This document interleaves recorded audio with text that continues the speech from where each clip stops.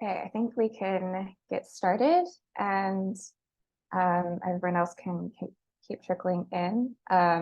Thank you all so much for joining us, including our panelists, for a discussion of this very important topic on mining standards, private audits, and certification, local experiences, and global implications. This webinar has been organized by a working group of the Yes to Life No to Mining network that's focusing on the greenwashing of mining, particularly for so-called critical energy transition minerals.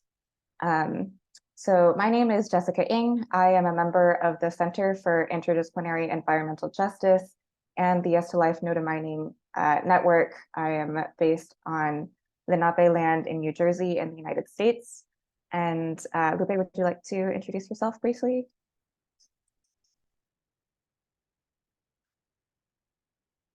And Guadalupe Rodriguez is also helping to moderate as another regional contact point for Yes to Life No to Mining based in Spain, who will also be helping with some of the translation as needed. So we're going to do our best. We're doing this primarily in English, but some of the panelists are going to be speaking in Spanish as well.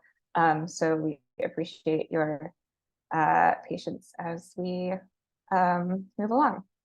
So just so you have an idea of the format of the webinar, for the first 50 minutes or so, we will hear from 4 sets of speakers, starting with the presentation of the statement written by the Yes to Life No to Mining network on why mining certification schemes are not a solution. And then we'll hear from activists in Argentina and Brazil about local experiences with certification programs. And finally, we'll hear about how these initiatives are being incorporated into European legislation and some of the implications of that.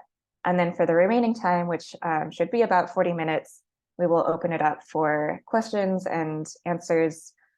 So please feel free to submit questions using the Q&A feature throughout the presentations, and we will address some of them at the end.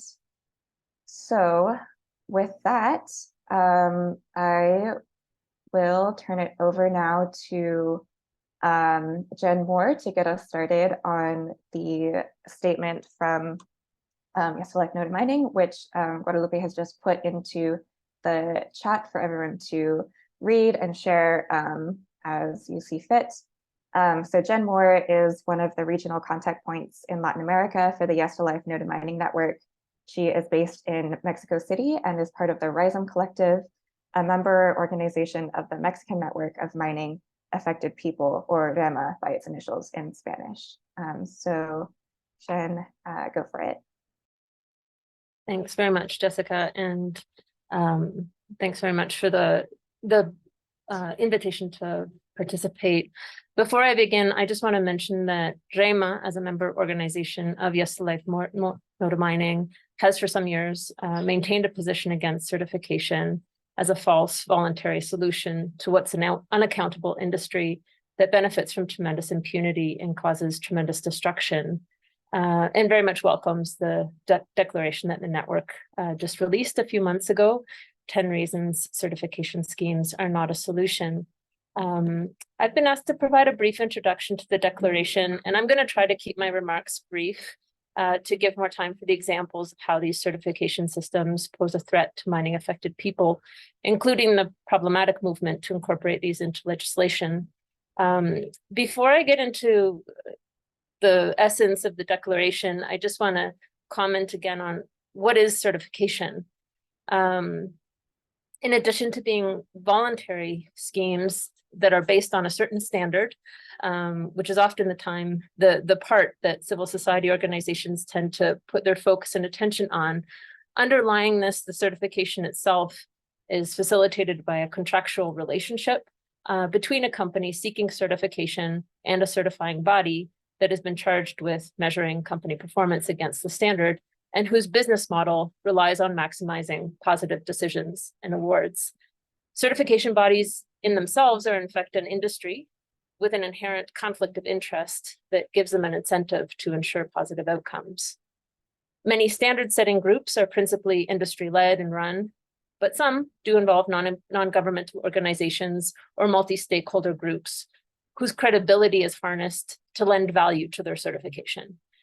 Multi-stakeholderism masks the persistent asymmetries in terms of power, influence, time, and resources amongst those members. And in addition, the overall scheme is still reliant at its core on a certification body in contract with the company, and is subject to considerable industry pressure to make their standard manageable, weak, or downright meaningless. One of the founders of the forest certification system, Simon Council, who's now a fervent critic of these systems, calls civil society involvement in these schemes trading and credibility, or just another way that the legitimacy of civil society efforts and even community struggles are used to help companies put a new shine on their public relations to gain market access while they fail to address the expansion and devastation that these industries cause. In mining, in the mining sector, certification processes, they're not new. They're diverse, they're numerous. A considerable number have to do with conflict minerals, such as blood diamonds or minerals extracted from the Great Lakes region of Africa. Others have to do with the management of substances such as cyanide or certain aspects of the mining process. And others are about certifying the mine or mineral as somehow more responsible, clean, green, or sustainable. And they may be incorporated into legislation as a form of privatizing regulation, which we'll get into. We're going to hear more specific examples that build on all of this from our other speakers. But I want to turn to Yes to Life No to Mining's 10 reasons why certification schemes are not a solution. And that this really comes out of a deep concern within the network about how these are a dangerous form of greenwashing, and yet another misleading, distracting, and damaging tool that help mining companies gain a foothold in communities and further legitimize and enable the social and environmental destruction that this industry brings about. I'm going to paraphrase. I don't have slides to share today, but I'm going to paraphrase sort of the main ideas that are laid out in the 10 reasons and really encourage you all to read closely the short document that the network has prepared. First of all, certification schemes mask the reality that nothing has really changed. At a time when the mining industry is working really hard to reposition itself for major expansion with support from the World Bank, once again, rich governments, and many others, following on the heels of the COVID-19 pandemic, and in the context of the capitalist energy transition, certification is a tool being used to try to say that this time things will somehow be different. Even while the same free trade agreements, neoliberal mining laws, environmental deregulation, and rising violence against land and environment defenders keep deepening the harms and hold impunity for those harms in place. Second, certification schemes can facilitate more mining destruction. These certification systems are not questioning the impossibility of mining ever being sustainable, or the wisdom of giving the endowing the notion of responsible mining with meaning, when this is a tool that governments and industry have long used to discredit community resistance to mining and remains one of the most destructive on the planet. It is also a private model with corporate interests at its core. The standards are principally crafted in the global north and principally respond to company concerns and interests. And where community rights may come into play, if they do at all, there's a serious question about offloading responsibility to a private, profit-driven certification body to assess these. They are also a further burden on scarce community time and resources, a distraction for already overstretched communities. For instance, in the cases where site visits may be undertaken, these demand a community's time, attention, and resources to the extent that they are engaged or decide to engage at all, without any guarantee whatsoever that the results will not be used merely to show the company as more responsible or lead to more empty promises that probably will never come to fruition. Furthermore, impunity continues to be the state of play. These mechanisms do not get us anywhere closer to greater accountability for the tremendous harms of the mining industry. And finally, and importantly, these certification schemes may further erode public control and contribute to corporate capture. Disturbingly, the industry has been pushing for certification schemes to be incorporated into legislation, and we're going to hear a little bit more about that today. When this occurs, it puts the same technocratic certifiers in charge, further privatizing government responsibilities to protect people and the environment and to regulate the private sector. In other words, and in conclusion, certification doesn't stop, but rather contributes to the expansion of mining frontiers. It also doesn't resolve the prolific conflicts this industry creates or the problem of impunity. Rather, it's another tool that corporations and their supporters have at their disposal to help engineer their way into diverse territories. And these certification mechanisms also become another tool and myth of the mining industry that we need to learn to avoid and learn to debunk. And the network really believes that all of the time, energy, and resources that some groups are dedicating to such mechanisms would be much better spent working to address the root problems, including to stop unsustainable production and consumption of disposable goods that are not themselves going to resolve the climate crisis, and that we need an energy transition that does not rely on more sacrifice zones, but rather that respects people's self-determination to say no, while instituting binding means to hold corporations to account for the harms they have and continue to create. All the things there. Passing back to you, Jessica. Thank you so much, Jen, for that overview and summary of the statement overall. I think that sets us up really well for the next speakers. So next we're going to hear from Veronica Gostiza and Elizabeth Mamane. So Veronica is a lawyer and environmental activist. She is a member of the Asamblea Pucara, which stands for Pueblos Catamarqueños en Resistencia y Autodeterminación. And she is an Argentinian coordinator of OPSAL, which is the Observatorio Plurinacional de Salares Andinos. And Elizabeth is a member of one of the original communities, Atacameños, of the Salar de Hombre Muerto in the Altiplano of Argentina, and a member as well of OPSAL. So Veronica and Elizabeth, go for it.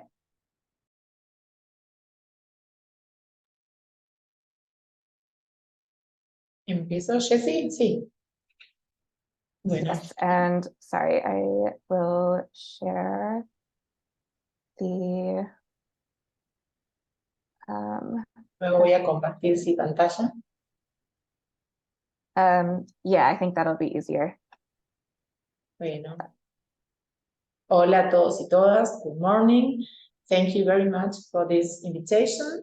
I'm sorry for my English. It's really like basic. I'm going to read the text and share this presentation.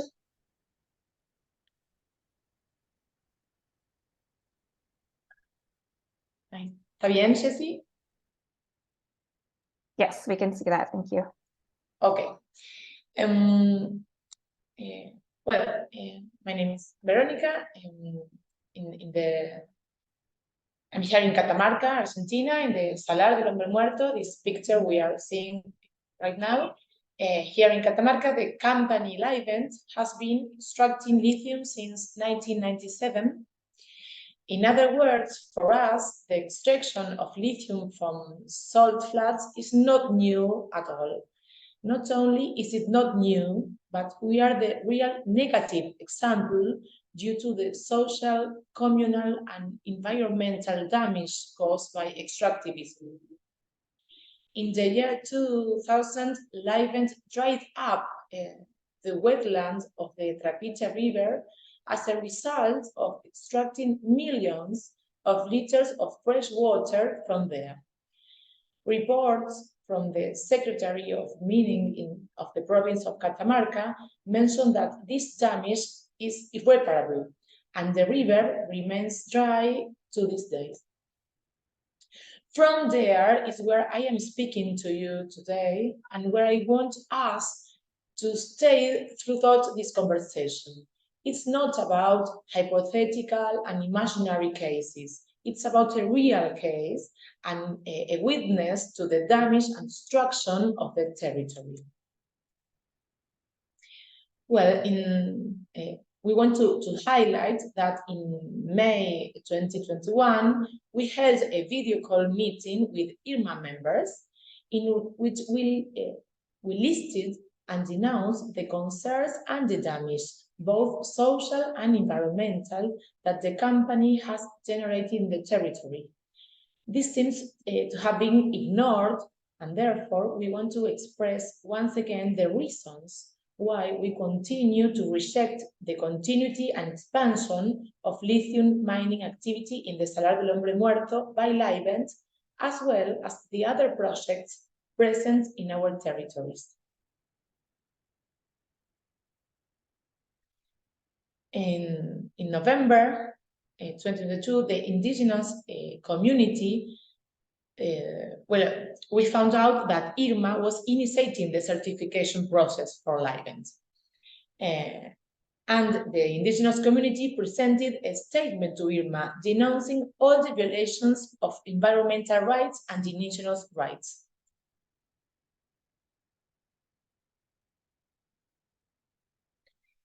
This is important to say, the absence of cumulative environmental reports. Cumulative environmental impact assessments were not conducted. There are more than 10 lithium extraction projects in the same salt flat. Here is the map I made of Salar del Hombre Muerto.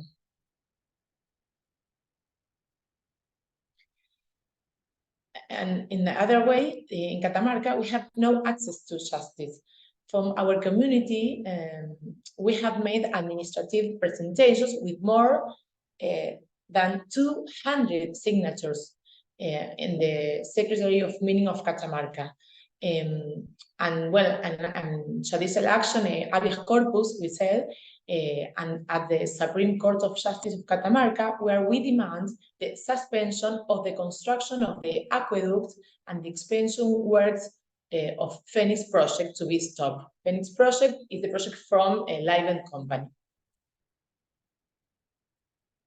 Violence and criminalization over the last few years, Livent company, along with the local governments, have systematically used practice of institutional violence and criminalization to intimidate and silence communities that have raised their voices in defense of water and land.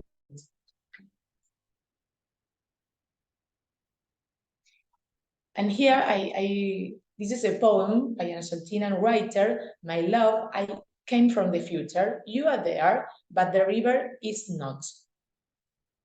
In this picture, we can see again the results of extraction of lithium in Catamarca, and why we understand that this certification, this process, is like a new phase from all the destruction, historical destruction from the South Global. Well, and last but not least, I present to you Los Patos River. This is the most voluminous river in the salt flat and is currently in danger. There are no studies regarding the behavior of the river. In other words, it is unknown. However, the government of the province of Catamarca is granting permits of lithium mining companies to extract millions of liters of fresh water from there. We don't want more dry rivers, we don't want more extractivism, and we don't want more green certificates for the extraction of life and salt flats. Well, here I think we are discussing if we want to life or we want death. Thank you very much.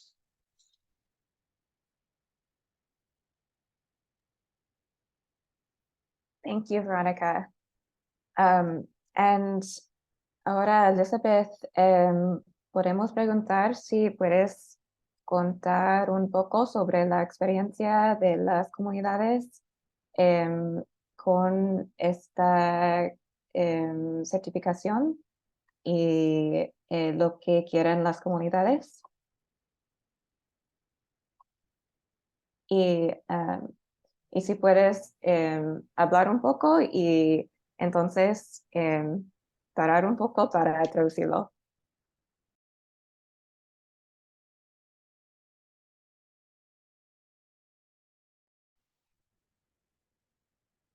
Hola, muy buenas tardes a todos. Yo aquí de Antofagasta.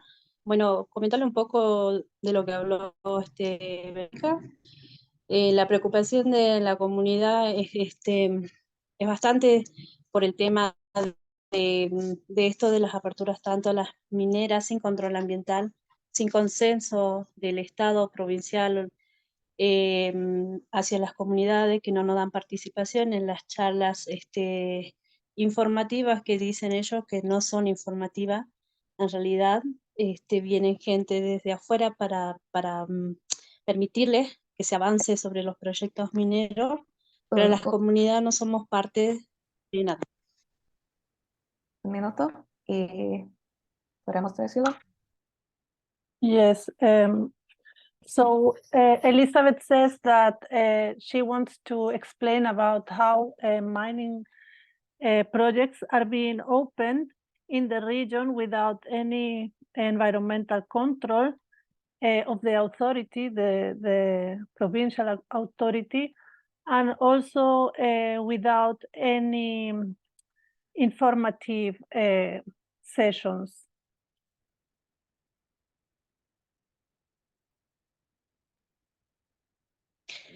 Las consultas públicas e informadas para la comunidad no existen para el gobierno ni para las mineras en sí.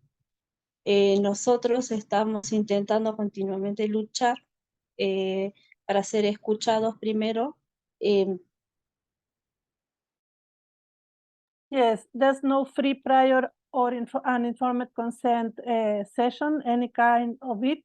So the population really needs to struggle to get this kind of opportunity, which is not happening. Elizabeth.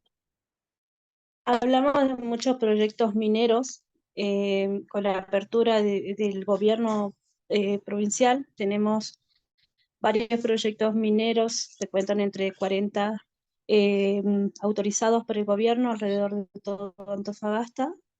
Y sobre el Salar del Hombre Muerto tenemos 12 proyectos mineros con mucha extracción de agua, entre ellos el Laiben, el que ya secó y dañó lo que es la parte principal del Salar del Hombre Muerto. There's a lot of mining projects. There are many. It's around 40 in Antofagasta, 12 in Salar del Hombre Muerto, including the one from Liven that has already been mentioned. Elizabeth. Con Irma, o sea, ellos pretenden decir que están haciendo todas las cosas bien, diciendo que tienen control ambiental, que hay este consenso con las comunidades, con los pueblos sacrificados, pero hasta el día de hoy realmente no hay nada a donde podamos ser escuchados y ver que los daños ambientales realmente no vayan a ser con un futuro, digamos, o sea, los daños ambientales ya existen y van a seguir existiendo. What is being said in relation of Irma is that it is said that things are being done well, that there's environmental control, and that the sacrifice villages or communities are okay with what's happening in the region, but that's not really what is happening there at this moment. The damage is already done, and it's going to be made, still going to be made.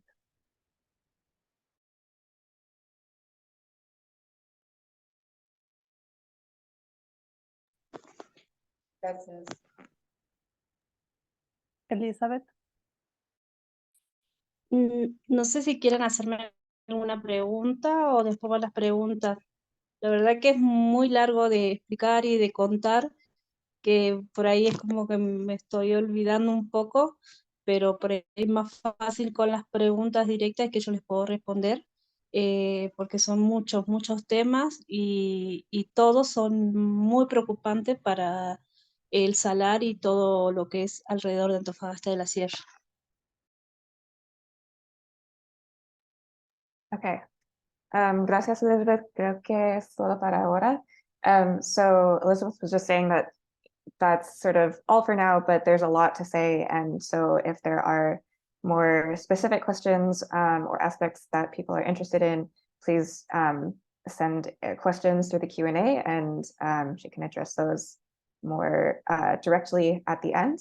But for now, let's turn it next to Danilo Chamas, who is joining us from Brazil, where he is a human rights lawyer living in Brumadinho and is the president of the NGO Instituto Cordillera.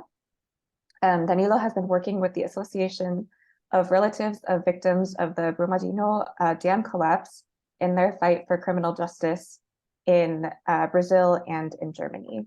So Danilo, it's all you. Hi, everyone. My name is Danilo Chamas. I live in the countryside of Brumadinho, Minas Gerais state, Brazil. In the last 15 years, I have been working to hold accountable some actors who commit crimes, environmental damage, and human rights violations in the context of mining conflicts. I'd like to thank the organizers for the invitation and thank you all for your understanding of my English pronunciation mistakes. In the region of Brumadinho, a group of local residents have been monitoring mining operations for many years. Iron ore mining activities began in the 70s in this region. Some dams were built to receive the tailings from mining extraction. These structures have served this purpose for decades. That group of local people put a lot of energy, legal and technical knowledge into advocacy actions. These initiatives sought to prevent the approval of the mine's expansion project with commercial exploitation of the tailings deposit in the dam. Their most important battle was in 2017-2018. Those defenders failed. They were ignored, discredited, insulted, and stigmatized as enemies of development. In December 2018, the authorities granted Vale, the mining company, the environmental license. A month later, the dam collapsed.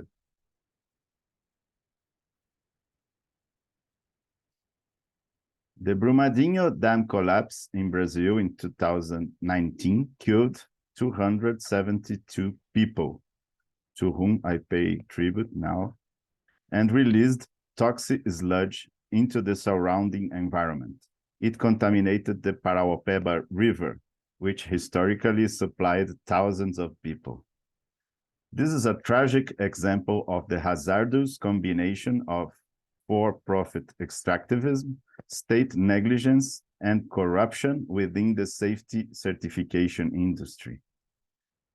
As the Brazilian state outsources dam safety monitoring to private certification companies, the accountability of these companies must be commensurate with the critical role they play in ensuring the safety of people and the environment.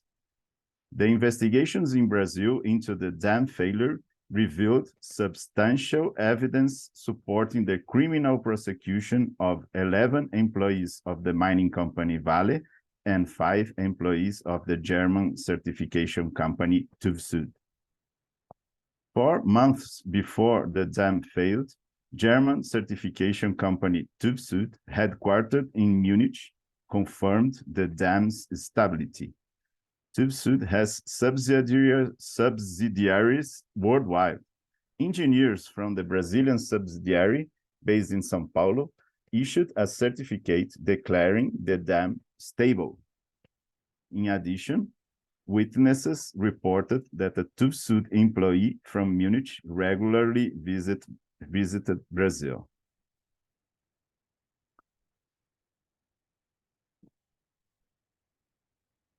Here's the certificate by TÜV Süd concluding that the dam was stable. This was in 2018. According to the applicable Brazilian law, when a dam is certified as not stable, there must be a public alert. Extractive activities must be stopped. The company became obliged to remove and relocate all people situated downstream in the so-called flood zone. In the mining area in Brumadinho, there were administrative buildings and also a cafeteria just below the dam. The collapse occurred at lunchtime. The cafeteria was full of people. Of the 272 lives lost, 240 were mine workers. Many of the victims had their bodies torn into pieces. Others died of asphyxiation. We will never know how intensely each one suffered. All these violent deaths could have been avoided if the mining and the certification companies had acted properly. As stated by Brazilian prosecutors, fraudulent certification has negatively and decisively affected the prioritization of the allocation of resources and efforts to inspect and investigate the most critical structures that would require immediate intervention. The investigations revealed that mining company Vale had an internal risk analysis system in place, whereby the Brumadinho Dam was already considered to be unstable. Here we have a list of 10 tailing dams in 2018, before the collapse, and the dam 1 is here in the list. And also they estimated the amount of money in billions of dollars, and the risk as well. And according to this information, they take their decision to not do anything to prevent the tragedy. This ranking of dams is unacceptable in an acceptable situation, is a powerful tool for understanding the risk of at least 10 of Vale's dams. This information guided informed decision-making and the assumption of prohibited risks in relation to various structures, including the dam in Brumadinho. Tuvsud, the certification company, and its Brazilian subsidiary were aware of the dam's risks. Mining operators in Brazil put certification companies under constant pressure. According to the Brazilian Public Prosecutor's Office, Vale terminated contracts with external certifiers if they issued test results that went against the company's interests. Certification companies such as Tuvsud are therefore vested in presenting mining companies with results they expect. From February 2017 until the collapse of the dam in January 2019, there was a deepening of the business relationship between Vale and Tuvsud. During this period, Tuvsud carried out various analyses and studies on the dam, both as an internal consultant and as an external auditor. There was a clear conflict of interest. On the one hand, Tuvsud analyzed the stability of the dam as external auditor, from which independence is required. On the other hand, Tuvsud acted as Vale's internal consultant, providing technical advice for decision-making on the dam, with Tuvsud's technical team subject to direct guidance and interference from Vale's own technical staff. Tuvsud certified as a stable a dam whose safety coefficient was much lower than permitted. 1.3 is the coefficient globally adopted standard. This is also recognized and adopted by the two companies, Vale and Tuvsud. However, in this case of Brumadinho, Vale and Tuvsud have maliciously lowered the minimum acceptable coefficient to 1.05, from 1.3 to 1.05. The investigations found overwhelming evidence. Some equipment was captured and some communications were intercepted. Much of the truth was revealed. At the beginning of 2020, a Brazilian judge accepted the prosecutor's complaint and initiated criminal proceedings against 11 Vale employees, including its former CEO, and 5 TÜV-Süd employees. They are currently charged of murder, negligence, and environmental damage, as they allegedly knew there was a high risk that the dam could collapse. At the end of 2022, last year, the Brazilian Supreme Court ruled that the claim was being processed in the wrong jurisdiction. In January 2023, the case restarted in the federal court in Belo Horizonte. The case is currently at the stage of notifying the defendants of the existence of the criminal proceedings. Criminal prosecution in Brazil does not satisfy the need to hold those responsible from other jurisdictions to account. That's why 5 Brazilian relatives of the victims and the organizations Misério and the European Center for Constitutional and Human Rights filed a criminal complaint against TÜV-Süd and one of its employees in Munich, requesting investigations into the potential criminal behavior of German actors related to the dam failure. German companies are responsible for their direct business dealings as well as the activities of their subsidiaries. The case falls under German jurisdiction because German citizens and a German company are presumed to be jointly responsible for the dam failure in Brazil. To date, the Munich prosecutors have not concluded the investigations yet.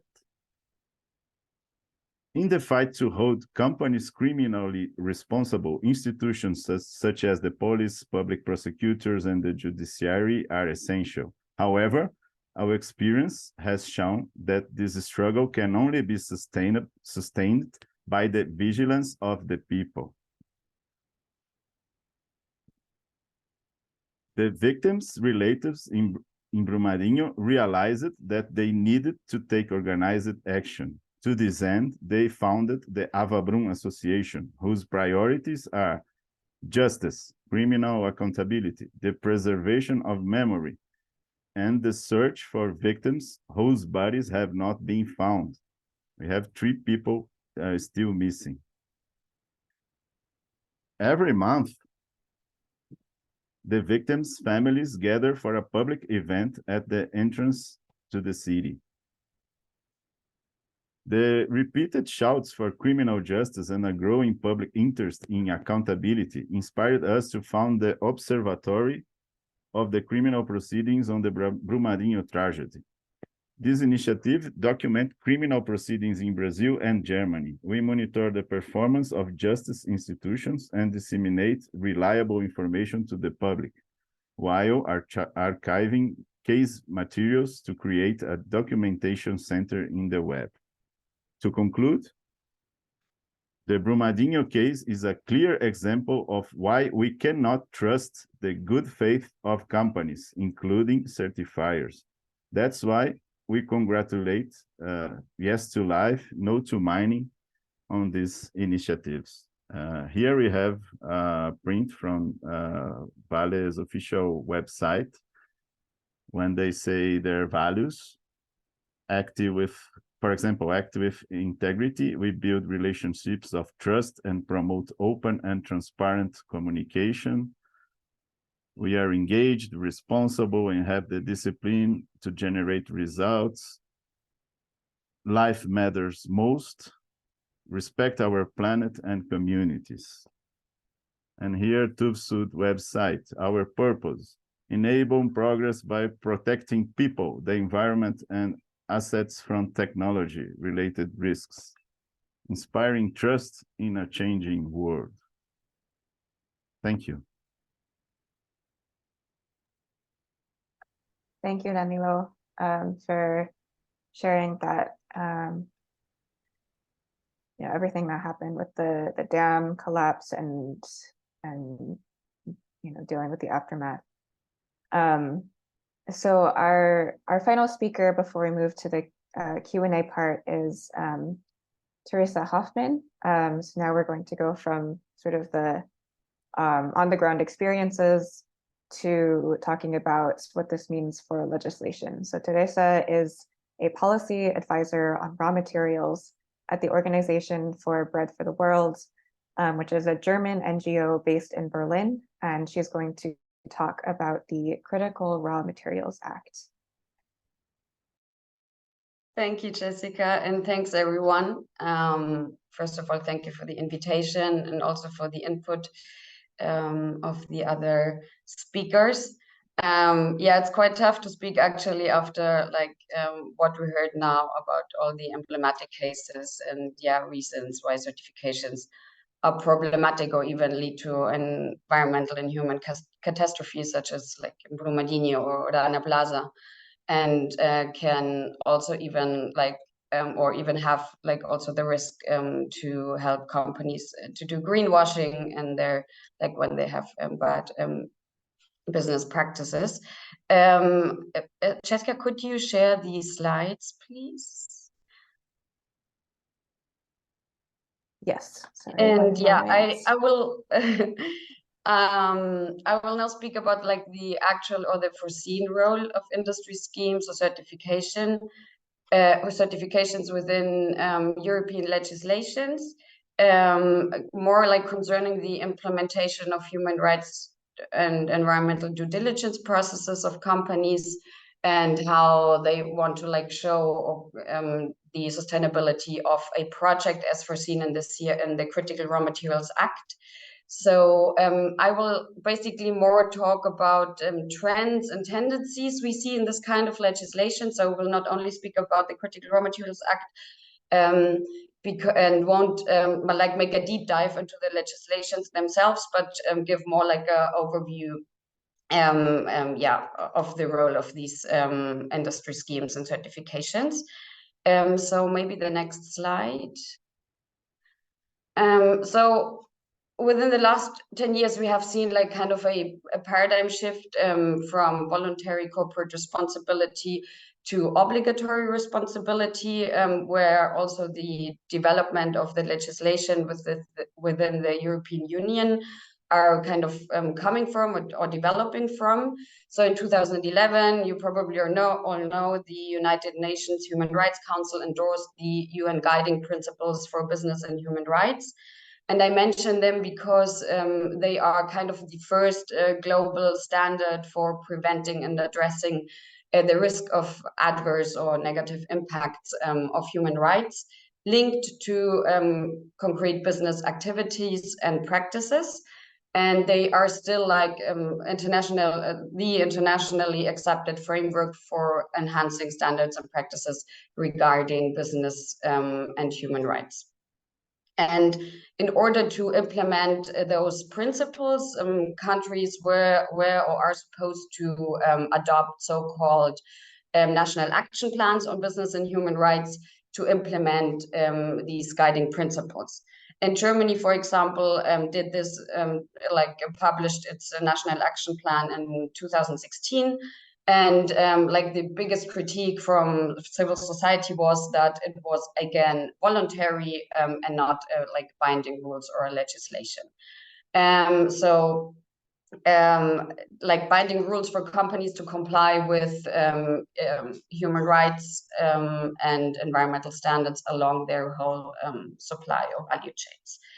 And as Danilo mentioned, we have like a supply chain act in Germany since 2021, a due diligence legislation which obliges companies, German companies, to comply with human rights and environmental standards along the supply chains.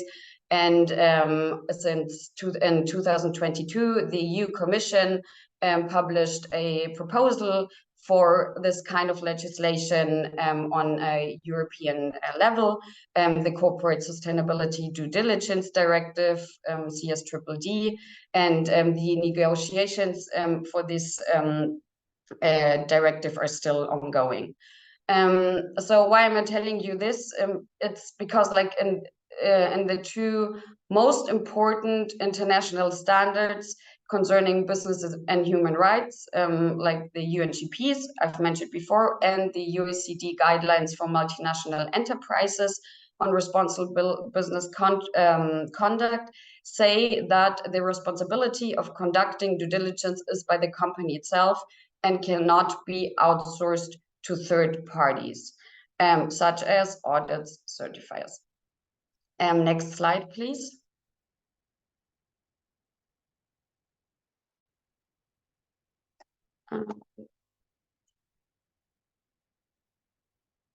Yeah, thank you. So here I just copied like the part in the OECD guidelines where the international normative framework is actually quite clear and places the corporate obligation to achieve the objectives of due diligence with the company, as I've said before. But they see kind of a role for multi-stakeholder initiatives or certifiers as kind of a contribution, a possible contribution in some parts of the due diligence process, but in the end, the company has the final responsibility. Next slide, please. So I wanted to give you like that seems like a lot of text, but I just wanted to give you like a short overview about two regulations before I go to the Critical Raw Materials Act, because there we see quite well the tendencies of the role of certifications. So we have the battery regulation, which actually is a huge regulation, but one part is on due diligence. So human rights and environmental due diligence along the battery supply chain. And their industry schemes like can support the implementation of due diligence obligations. And this is foreseen, but there's also, like in the UNGP and the OECD guidelines, an individual responsibility for the company concerning their due diligence processes and the fulfillment of the criteria. And as I've mentioned before, the CSDDD, so the kind of due diligence legislation on EU level, as I've said, like it's still under negotiation. I copied in here like the part, the version of the European Parliament, and they also foresee actually a role of multi-stakeholder initiatives and industry schemes. So they can be used to show for some parts of the due diligence process, but they also foresee an individual responsibility of the company. And so I say it so clearly and so often because like in the Critical Raw Materials Act, until now we have a different case.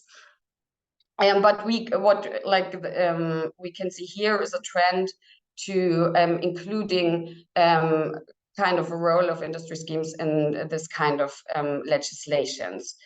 Next slide, please. So here, very briefly, I think most of you know the Critical Raw Materials Act, but I was asked to like say briefly what it actually contains, why we have it. So it's basically a legislation that the European Union published, the European Commission published in March this year, because the European Union has like a high dependence on the import of raw materials. We had like, which is not very new, but we had like these supply chain disruptions through the COVID-19 pandemic, and especially the war in Ukraine, put a lot of pressure on the European Union to get to have like a global value chain stability, because our economies depend on the import of raw materials. And there is this kind of global competition for critical raw materials such as lithium, cobalt, copper, etc. And the European Union kind of, got feels under pressure and wanted also to have an answer to the US Inflation Reduction Act, which is like an investment initiative of the United States to foster green technology, etc. So the goal of the European Union is to get like more strategic autonomy, and also like to get to be less dependent on certain countries such as China on this concerning the supply of raw materials needed for energy transition, military digitization, etc. So this, in a nutshell, what the idea of the Critical Raw Materials Act is basically, how the European Union can secure its supply of raw materials. And so the next slide, please. In order to reach the objectives of the critical raw materials, such as more extraction, also in the European Union, but also in third countries, more processing and more recycling capacity concerning raw materials. As I said, they want to be less independent. And so they want to foster the so-called strategic projects within the EU and in third countries, which can be projects of, as I said, extraction, processing, or recycling. And in order to be labeled a strategic project, a project has to fulfill certain criteria. And here we come to the certification schemes. Next slide, please. Of course, like sustainability criteria. And there we see like this different role as we see like in the other before mentioned legislations, that first of all, if a strategic project is in a third country, so out of and not in the European Union, if economic operators or a company wants to make a strategic project, it has to be certified. So there's kind of the obligation to get a certification. What we see as well is that the whole act is still under negotiation, but as it is placed or stated now, the sustainability criteria can be fulfilled or by complying with the UNGP, the OECD guidelines, or the upcoming due diligence legislation, or the company can attest compliance if they get certified. So the way sustainability criteria are proposed at the moment is kind of a negation of the UNGP and the OECD guidelines, because as I've mentioned before, they can't be equivalent. Due diligence practices and certification cannot be equivalent, so the responsibility in the end would have to be at the company, and we can't read this out of the text of the critical raw materials at the moment, to the contrary. And so actually, like already concluding, it feels as we would go backwards in the discussion, because an adequate and comprehensive human rights environmental due diligence process is kind of capable of consistently and effectively identifying risks and preventing harm. And so it's largely because of the inherent like deficiencies or limitations of corporate self-regulation that we've heard before, that the need for public regulation was finally recognized by policymakers. So it kind of feels ironic or illogical that now we get public regulation, and it might like all what we've achieved might be reverted like back to industry initiatives as a means of implementation. And this is where we see kind of a big problem, and also a problem in understanding and understanding actually due diligence processes according to UNGP and OECD guidelines. So the last slide. So for concluding, we see two, or I mentioned now, two big trends, right? Like from voluntary to obligatory corporate responsibility in the European Union. And on the other hand, the big role of industry schemes and certifications within these legislations. I think Jennifer mentioned this at the beginning today, that of course, like this was also due to a lot of lobby work of corporations and business associations. And I mean, you have all told us about the big problematic of the certifications. And yeah, there I just mentioned like two recommendations, which are also some conclusions of a very good study of German Watch, who analyzed industry schemes in the raw material sector. And so legal regulations must explicitly and clearly specify that the responsibility for the implementation of human rights and environmental due diligence lies with the companies, according to UNGP and OECD, and that public authorities that inspect the adequate implementation of due diligence obligations must not rely solely on certifications. And this is, I think, where we as civil society will also play an important role when it's about implementation of these acts and legislations we will get, or we already have. And just as a last remark, because I have been speaking a lot now about due diligence legislations, etc., just to say that they won't solve the complex problems and the corporate behavior itself. So for this for this, we basically really need like reduction targets. We need a proper circular economy and the global north especially, and also like change our production and consumption models. But yeah, now I was asked to speak about these processes, so thank you.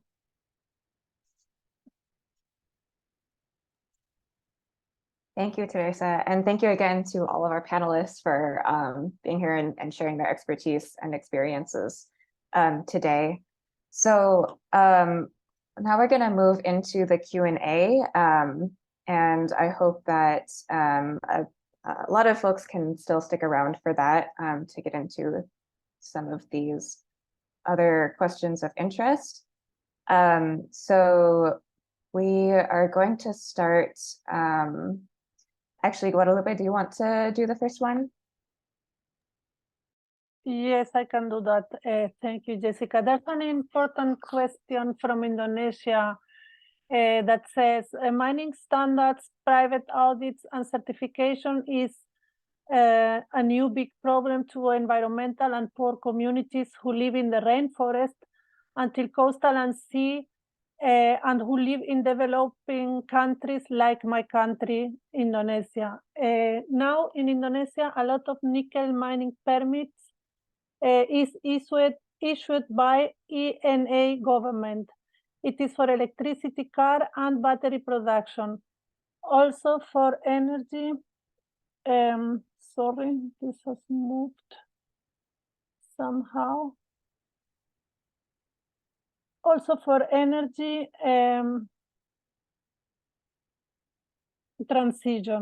transition. So because that companies who are based in North countries are getting rich, meanwhile Sulawesi Island, the mage and the poor communities, especially women, are more poor. And this person concludes, I support the Life No to Mining statement. So how to sign on to the statement? The answer to this question would be at the end of the statement we shared at the beginning of the session, and we will share that again, both in Spanish and English. There's a contact email address, and that's open for every community member or people wanting to get in contact with the Yes to Life No to Mining network about this to write us a short email, and we will be in contact for sure. That's about the first question.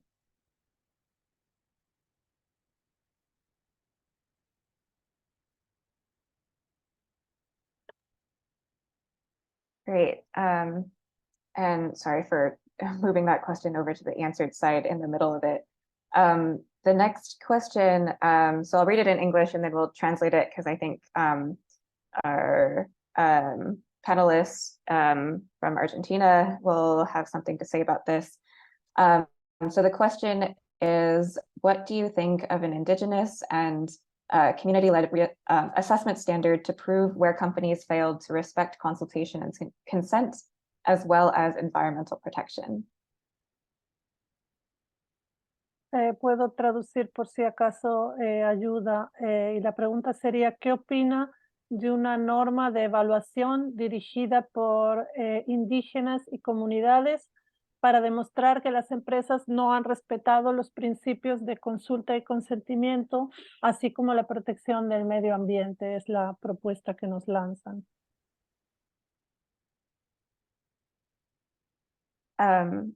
Y primero preguntamos a Elizabeth y Verónica, y entonces si alguien más quiere responder. So we'll first ask Elizabeth and Veronica first to respond, and then others.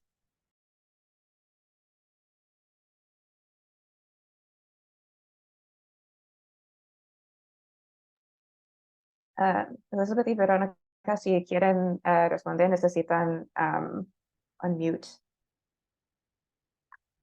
Abrir los micrófonos. Perdón, me estaban por hacer preguntas.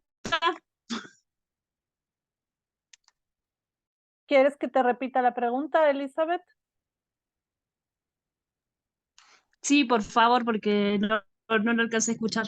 Sí, la pregunta es, ¿qué opinan de una norma de evaluación dirigida por las indígenas y comunidades para demostrar que las empresas no han respetado los principios de consulta y consentimiento, así como la protección del medio ambiente? Aparentemente la pregunta es como una certificación inversa que vendría desde las certificaciones hacia la actitud de las empresas. Es así como entiendo yo la pregunta.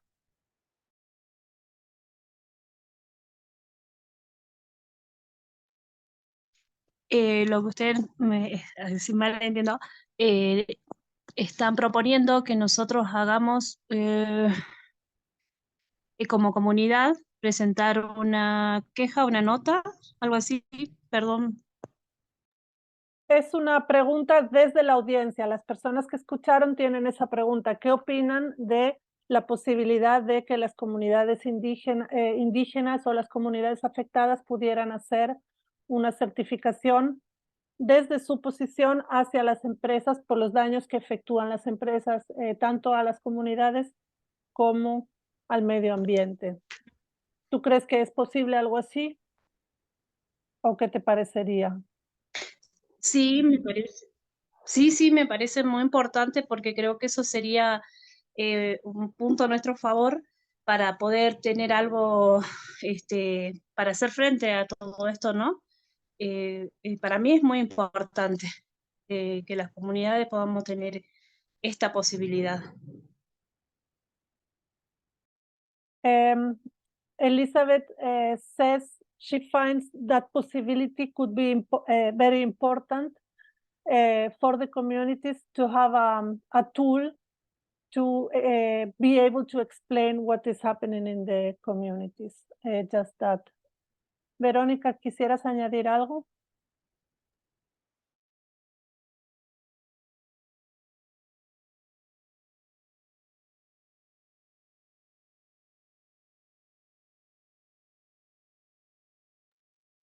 Creo que Verónica se le cayó el internet.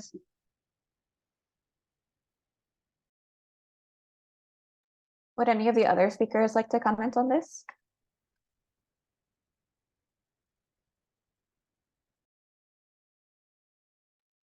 I just have a very brief comment. I think potentially one of the challenges in imagining standards is the idea that a standard would be global.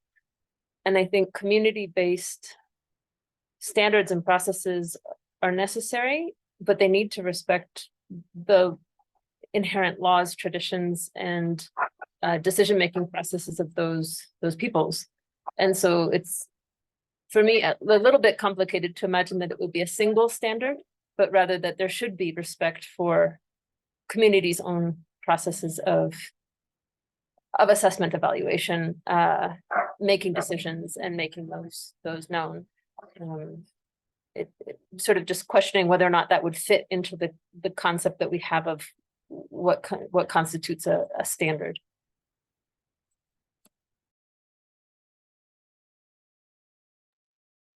Okay, let's move on. There are a lot of questions now. So there's a couple of them that are touching on similar themes. So I'm going to read them all out together, and then maybe the speakers can kind of respond to them in the way that they see fit. So one of them is from John Hatter, who's saying, indeed, companies should be held individually responsible. However, how this is done is if an independent third party is not involved is kind of an open question. We know we cannot trust the companies to be self-monitoring. A sort of related question is Teresa, you mentioned that responsibility of implementing human rights and environmental due diligence lies in the hands of companies. This sounds like asking companies to self-regulate, and they certainly have no interest to do so, especially when it goes against their profits and interests. I wonder if governments, especially if producer companies, including the CSOs, as you mentioned, also have the responsibility to ensure or hold companies accountable for the implementation of HREDD. And a third similar version of this question, do you see an option where governments conduct mine inspections on the basis of responsible mining standards that are maybe more demanding than current international law, such as IRMA? Would it avoid the conflict of interest you mentioned with private auditors? I can maybe respond quickly, and then the others can add, because the one was directly addressed to me. So yeah, thanks a lot for the great questions. And sorry if it was really narrowed down today, the presentation. So of course, it's not only a responsibility of companies. There's a big responsibility of the governments and the states, of course, which is also one pillar of the UN guiding principles. And as you said, companies should not self-regulate. This is what we wanted to avoid. So, and also, if you do a proper due diligence process, you actually have to engage with local stakeholders, and of course, there plays a crucial role local civil society. You should, of course, also engage civil societies, and communities. And then there was the other question about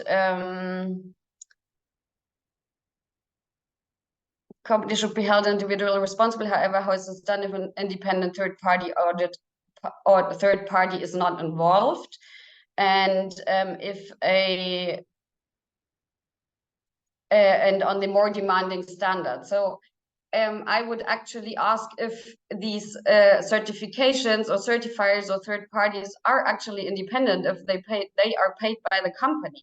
So we have this conflict of interest, and we also have, I mean, this was shown very clearly by Danilo, and the certifier wants to have the goal of a certifier is to certify, right? So in the end, I think there's a big conflict of interest and also an asymmetry of power. I think this is a very important aspect, which is really difficult to address in this situation if you have this huge company and a this way independent auditor because he's paid by the company. But maybe Danilo, you want to add something on this? No, thanks. I'm just presenting a concrete example, and for myself and for ourselves here from Brumadinho, it's really incredible that this kind of thing happened, and it's incredible as well that this kind of system keeps is maintained, So no more comments on this. All of the things I said I bought from the criminal case. There are some findings from the investigations, quotes from the prosecutor's documents. So, from my perspective, this is something that we cannot accept, and it's unforgivable. If I can kind of rephrase, I think the theme of these questions, it's how do we actually hold companies responsible? You know, clearly there's a lot of issues with this private third party version of it. And I think people are wondering how to enact that responsibility.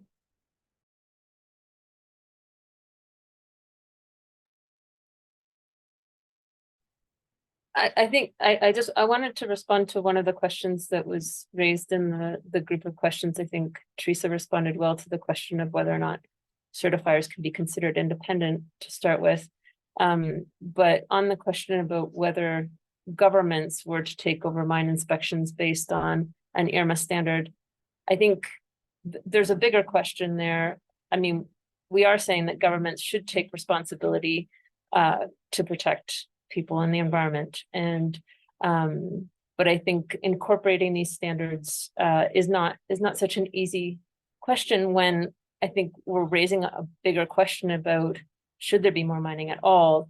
These debates are fervent debates in many countries. There's been months of protests on the streets in Panama recently, not calling for more responsible mining, but calling for a halt to mining and no more mining. So I think there's a bigger question about some of the presumptions that have been built into the standards to start with that have not raised the questions that many communities and peoples are trying to get at, which is about whether or not this is an inevitable and necessary activity to be perpetuated, especially in the context of the ecological and global crisis that we're facing, and especially in the context of the perpetual violence and devastation that communities have been subject to. So I think there is a question about who at the end of the day is responsible for implementing these laws and regulations. But there's a bigger question about how are we actually framing the question about mining and extractivism to start with, and how these certification systems push all that aside and help to further legitimate and perpetuate mining harms by legitimating the industry itself and providing them with a very effective tool with which to do that. I just wanted to add that as a comment. I don't think it answers the bigger comment, the bigger question that you just framed, Jessica, about how to address impunity. And I think there's long struggles about that, and we could talk about the UNGPs as well, and how the binding nature of those UNGPs was taken off the table in 2011 in the final decision that was made, which was a part of the corporate capture and the corporate pressure that's put on all facets of the system on governments as well as standard setting bodies and certifiers at the end of the day.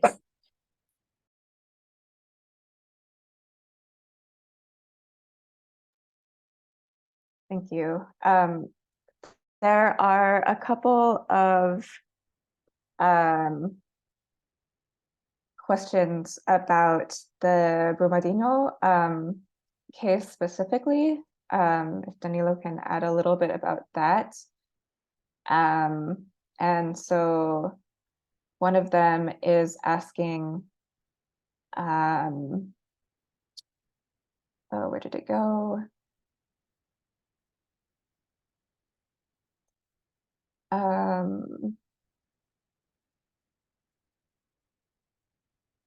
Okay, sorry, I cannot find that question right now. I'm gonna move on to a different question, which I think gets at what a lot of the speakers are emphasizing here. So this question says, at the end of the day, who actually benefits from mining standards and certifications?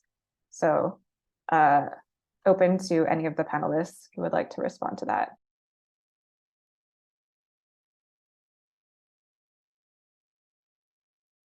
Well, maybe not, probably not the communities. I like the question. Yeah, it's like actually at the core, right? So, of course, this is it's a big business, and as we see, like what I mentioned, that it is incorporated now and further in legislations. So yes, it's a big problem because it is, in the end, it is private standards, and it's in the end companies. And what Jennifer said, I think, was really important, that it also takes the risk to get away from the actual core problems we have, which is the consumption and production model we have, especially in the global north, and kind of bears the risk to do greenwashing and to label mining activities as green or ecological or whatever you want to call them, goes away from the core question, what we actually should address.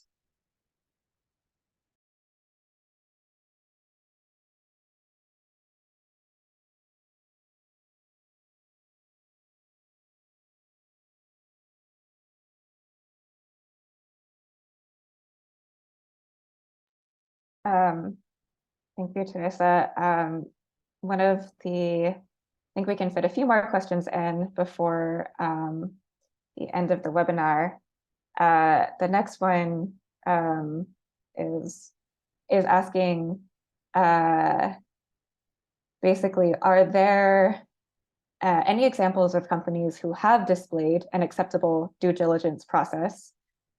I wonder if this could inform ideal standards where human environmental rights are upheld.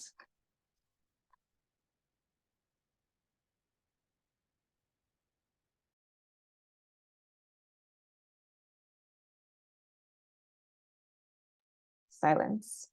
Could we also maybe I can just answer, because we have like this German Supply Chain Act since 2021. It is ratified, and it's the first year that companies have to do the reporting.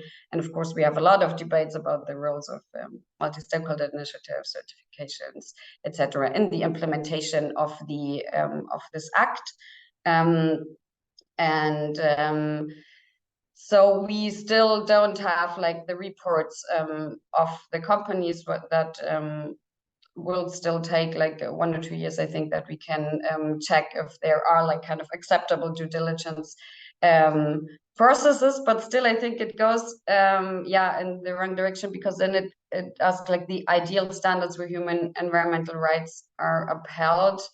Would be happy if we get this, but I still think that there's a lot to do, because you have to engage like a lot of stakeholders if you want to do it properly, and it's not going from one day to the other. So yes, if there are any examples of the others here in the room of acceptable due diligence processes, let me know. We get that asked quite often.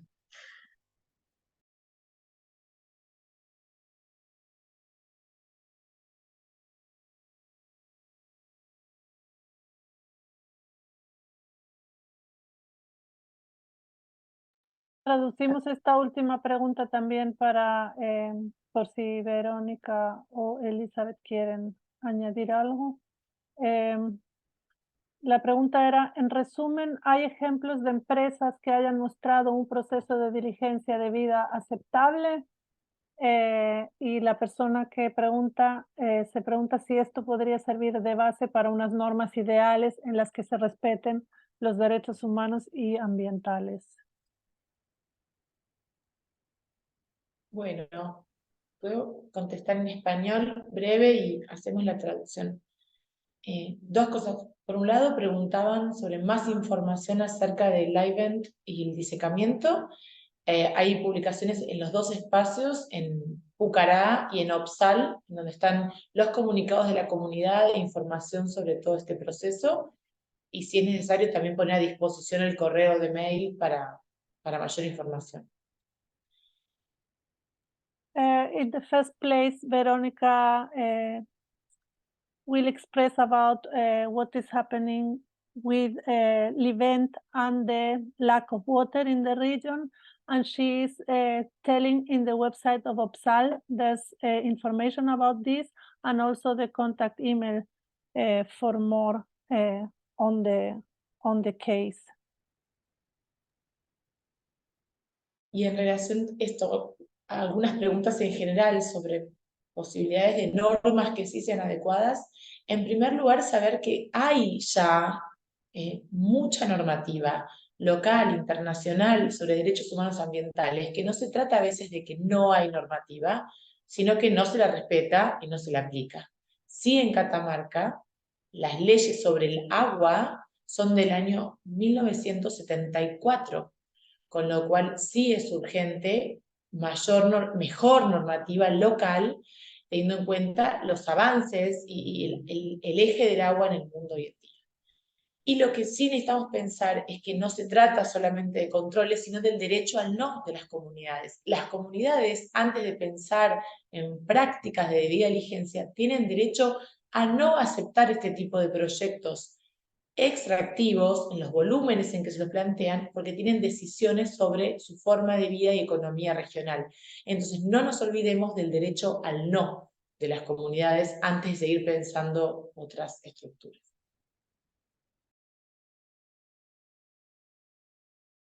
So Veronica basically says that about the appropriate standards of the question that has been raised, there are standards and legislation, there are existing legislation, but this is not being respected. So, for example, in Catamarca, in the region where she is speaking from, water laws date back to 1974. So there is an urgent need for more regulation that is taking into account what is the water situation today. So actualized legislation.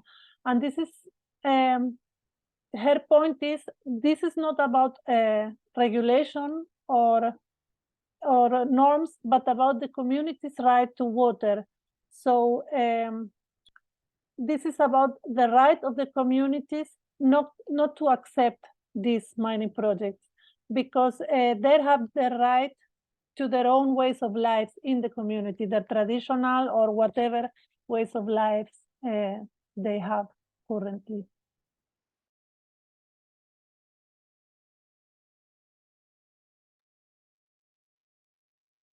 There's one attendee who is interested in what the speakers think about the pending legally binding instrument on transnationals and human rights.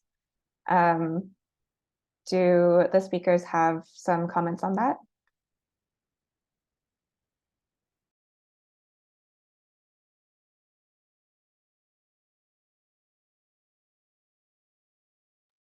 The UN Treaty on Businesses and Human Rights, or which one is, which binding instrument is?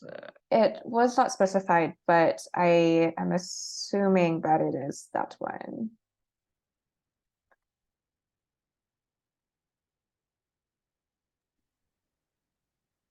Well, I can just say briefly that I'm not working on this. We as Bread for the World, we support the process, and we ask the European Union to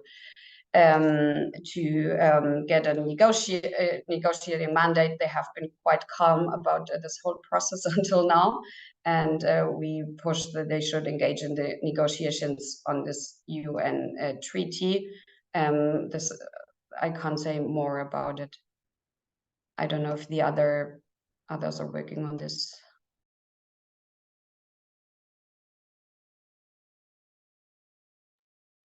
There's another sort of comment question here that says, common discourse typically separates legal mining from illegal mining. However, most mining projects that have government permits are arguably illegal in Latin America. There is vast jurisprudence from the Inter-American Court of Human Rights affirming that governments need to conduct prior environmental and social assessments, as well as obtain FPIC, free, prior, and informed consent, before granting concessions. The problem seems to be that the governments are not adhering to their obligations under the American Convention.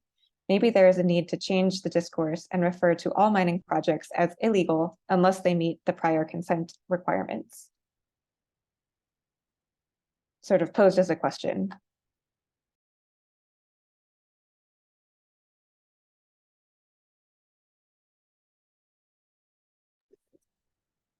Maybe just quickly on that. I mean, I share the reflection of and have heard even some that would talk about mining as a criminal enterprise, not just illegal, given those frequent irregularities, lack of respect fundamentally for community self-determination and right to say no to start with, but then also the questions that are also happening in different countries around whether or not there should be any more mining activity at all, which would depend less on a mine by mine assessment and more on whether or not this is a desirable activity within different jurisdictions. And I think in all of these cases, and in terms of the comment about governments not abiding by their obligations, I think it's also important to shed a light on the heavy hand of industry, northern, like rich governments and other institutions that are also putting pressure on those governments to not follow through on their obligations. There's examples of that, and I think the way that free trade agreements and transnational corporations' ability to sue governments when they make decisions that could affect their future income, all of these are tools, very powerful tools, that foreign governments and companies have to wield over governments that may actually be trying to or be seeking to abide by their obligations or be ordered by their own courts to do so, and certainly be demanded by their own people to do so. So I think there's, you know, there's aspects of the global system that come into play and that aren't just the responsibility of a local or national government, but are actually ways that our governments in the global north are also behaving in the way that transnational corporations, much of whom are domiciled in the global north, are using these absolutely unjust tools to their favor. So I think this goes back to, you know, voluntary mechanisms don't at all get at those structural issues that are part and parcel of why we don't have effective binding mechanisms to hold corporations to account today, and why, I mean, and I haven't been part of the binding treaty process, but I understand that it's come under significant pressure from some of those same actors, and is part of why it doesn't have a clear timeline, even if the aspirations are laudable and important. But are definitely part of what seems to be holding up that process.